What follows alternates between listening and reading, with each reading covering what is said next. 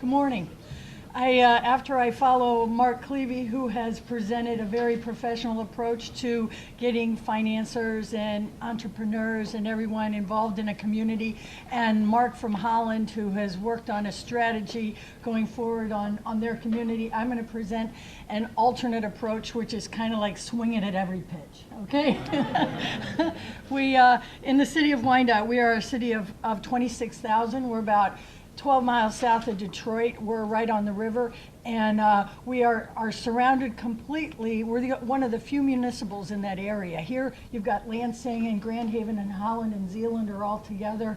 We're kind of off on our own over there. So we are municipal. There's a very independent spirit that goes with a lot of the municipal utilities, I think, in Wyandotte.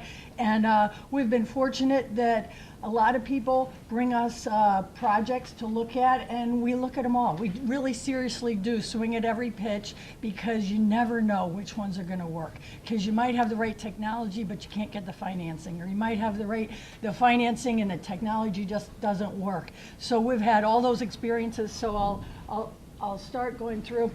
We have a wind project that we've been working on for years, okay? It is a wind on brownfield development. We ran into the whole economic issues in the early days 5 years ago when wind turbine prices went high. Then we got smarter and smarter along the way, and the noise issues, the shadow flicker issues, and the setback requirements have really limited where we can install the wind turbine. We had 5 locations that we looked at initially, but we don't have 1,000 feet. We are a city that is 2 miles wide and 6 miles long, and you don't have that 1,000-foot setback where you have no railroad tracks, no roads, no homes, no garages, no buildings. So I'll get to that. We have solar projects, landfill gas, hydroelectric that we're participating, not in Wyandotte.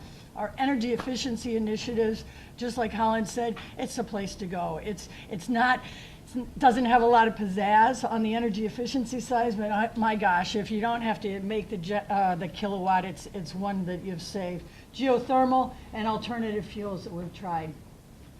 Our wind turbine project that I started on, it was brownfields to green field. It's a great project. We were able to get $2 million, like $1.9 million, 2 different earmarks to go forward. We've done a lot of studying. We did a lot of wind data analysis, and we're able to share it 5-6 years ago. So that was good, and I think that helped a lot of the other communities that talked to us in learning about it. We did our environmental assessment. After we did the environmental assessment, we did have shadow flicker and sound issues that were brought out by the DOE and EPA. So we are now looking at smaller size, the mid-size turbine. The supply chain is not as well developed for that mid-size turbine, and the economics aren't as good, because the lower you get, if we're just gonna go to a 60-meter tower, like 750 kilowatts instead of the normal 80 meter, or like they're doing now, the 100 meters, you don't get as good capacity factor because the wind isn't good at that level. So we supply the electricity to the town, and everybody looks at it from the cost standpoint too. So we don't want to drive the price up. But so we haven't given up yet, okay? But it's still going to be a challenge. This is one of our successes, so I had to put this here. Thanks to the Michigan Energy Office, and when John Sarver was in there, we put on 10 kilowatts of solar. Actually, Lock McCabe helped us get the proposal in for the grant. We put on 10 kilowatts of solar. We leased the school roof on the middle school. They have now developed a curriculum where they work with Johnson Controls, helped us put this in. The school department and Johnson Controls now have a curriculum that they work on the renewable energy and the solar energy for the middle school. Great age to go there. We actually had a great Earth Day celebration in 2008, and our next solar project that we're working on now, we're using the same model in terms of the lease. It was just a great project all the way around. It's fantastic. Our school system was the first school system in the country that was Energy Star certified back in 2000. So they were way ahead of us. And they had worked with Johnson Controls on performance contracting. They went through their 3rd phase. We did the same thing at our power plant and have looked at a lot of them, so trying to save money. So Current solar project, we were fortunate to get a energy efficiency and conservation block grant. It was $3.8 million. One part of that is the solar project. We have, and I know Mark Clevey was talking about the cost of the solar project. We had basically $900,000 that was targeted for our solar project. We found out that we needed to do a roof replacement, which is almost $300,000. We're putting this on our water settling basin roof. So we didn't have to do a whole lot of roof structure improvements because it's a big concrete, like 1 block square building. And it's a nice flat roof, not a lot of trees around it, perfect. Went out to bid for $600,000. We are actually going to be able to put in around 250 kilowatts. The way we're doing that is we basically said, we have $600,000, how many kilowatts can we put in? We got the proposals back. Nova was our selected, the best bid that we got back in. Again, we have BASF in our community.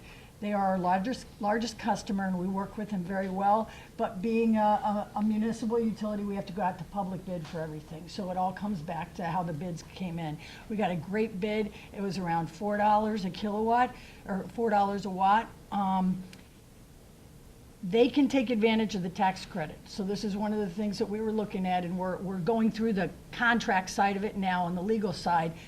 Since we are not a taxable entity, we can't get the 30% federal tax credit. However, they can. So we're gonna work on a contract where they're gonna own it for the first set amount of time, at least 5 years. Then we will end up buying it from them, and so they will lease our roof.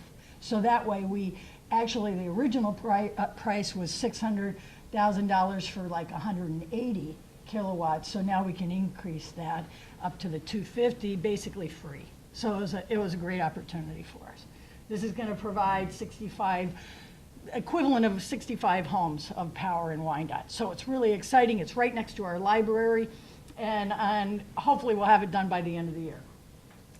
Much different than the wind project that I've been saying we're going to have it done by the end of the year for the last 5 years.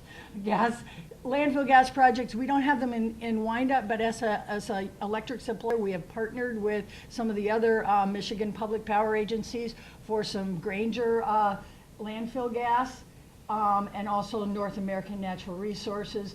This goes into our 10% renewable that we're going to be looking at for the end of the year. Hydroelectric, we have partnered with American Municipal Power out of Ohio for some hydro power. Just from a Michigan standpoint, this is not Michigan renewable. However, if there was a national standard, we would be supplying hydropower that would still have the hydropower. It was a good cost for us going forward. We thought it was a good project as a standalone. So they're working at that. Energy efficiency. Again, not as fun as wind and solar, but it's one of the most important things. As part of our project that we got the grant for, our EECBG grant, which we call Save a Watt in Wyandotte, is we had 2,000 energy audits we wanted to supply to our customers. 2,000 audits to get people to save energy. And then there was $2 million that was available for either incentives, rebates, or low interest financing, so that people could then implement the energy efficient initiatives, because lots of times people say, oh, it's great, I need a new furnace, I don't have the money for it. We were able to partner with Michigan Saves. Michigan Saves has the financing available for any energy efficiency projects in the state, which also includes solar panels, I believe, and their interest rate was 7%. So what we did with our grant is we bought it down to 1.99%, which is all the data out there says, at least that we had heard at the time, was the difference between 0% financing and 2% financing. People consider them both a good deal. So we just bought it down to the 1.99%. Hopefully the money will go further. And these are some of the programs that we're working on. Our energy optimization, let me see, yeah, okay.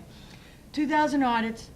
We also got a state grant. We got 2 of the sweeps from the Better Buildings from Michigan. There's several different communities that have those, and They helped us design our energy audit. So we have a level 1, which is the free energy audit. Anybody can get it. We take them low flow showers, the CFLs, they get a lot of education. It's the walkthrough education.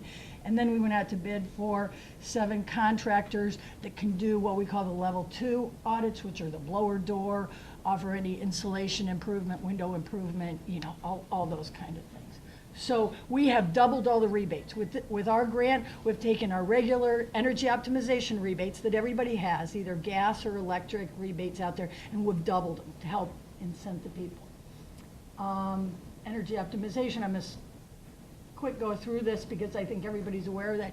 Geothermal, in 30 seconds, I'll say this. This is one new area, and we can talk about it in the breakout. We decided geothermal was an opportunity. We had somebody come forward, wanted to apply for a grant with us. We were unsuccessful at the grant, but we said, hey, let's go ahead and do it. So we as a utility are installing the geothermal infrastructure outside, kind of like a water main. That's what we do. And we're charging folks. Then they don't have to pay for that, like $15,000 for the well. They just have to pay for the heat pump that goes in their home, which is in the $10,000 to $15,000, which is not cheap, but at least it's more energy efficient. And we charge them on a per ton basis. So I can go into the details on that. We actually have 44 homes in the city of Wyandotte through the city's grant that they're going to be using advanced framing technique and taking foreclosed homes, tearing them down and rebuilding them, and they're installing geothermal in all of those. So down the road, the people that buy those, the low and moderate income people that buy those are going to have lower utility bills. It's absolutely fabulous. And this is we have a boiler there. We've done some alternative fuels. Not everything is economical yet, but we keep trying. So some of the wood products were real expensive.